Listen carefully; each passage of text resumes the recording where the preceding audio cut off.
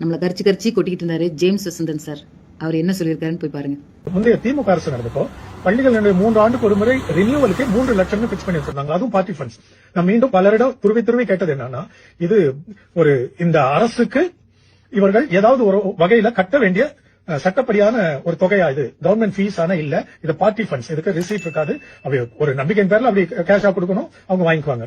அப்போ ரினியூவலுக்கு 3 லட்சமும் புது பள்ளிகள் தொடங்குறதுக்கு முந்தைய ஆட்சியில 14, 15, 20 லட்சத்துக்கு கொண்டு வந்தாங்க இல்லையா, இவங்க 25 லட்சத்துல தொடங்கி ஆட்சி முடியும் போது 30 லட்சம் வரைக்கும் வந்துருச்சு அந்த பார்ட்டி ஃபண்ட்ஸ்.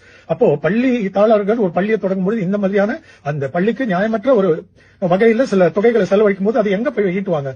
இது சேவை நிறுவனம் அல்ல, கல்வி சேவை. ஆனா நடத்துகிறது ஒரு வணிகம் தானே. அப்ப இதை பெற்றோர்கிட்ட மாணவர்கள்ட்ட தானே வசூலிக்க முடியும். அதனால கல்வி கட்டணம் எல்லாம் உயர்ந்து நம்ம எல்லாம் பெற்றோரா கொதிச்சுட்டு இருந்தோம்.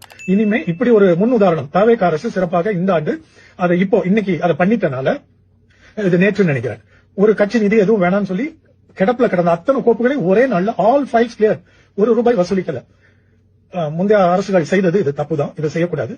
தாவேக அரசு ஆனரபிள் மாண்புமிகு முதல்வர் ஜோசப் விஜய் அவர்கள் தலைமையில யாருடைய ஆலோசனையின் பேரில, அறிவுறுத்தல் பேர்ல இது நடந்ததோ நமக்கு தெரியாது. ஆனா நல்ல விஷயம், இது ஒரு முன்மாதிரியா ஒரு நல்ல மாற்றம் நிகழ்ந்து விட்டது. இனிமே வரப்போகிற எந்த அரசா இருந்தாலும் சரி அதை வாங்கக்கூடாது, வாங்க முடியாது. போற்றுவோர்கள் போற்றட்டும், புழுதிவாரி தூற்றுவோர்கள் தூற்றட்டும். நம்ம பணியை சிறப்பா செஞ்சுட்டு அந்த நதி மாதிரி போயிட்டே இருக்கணும்னு அண்ணா சொன்னாரு.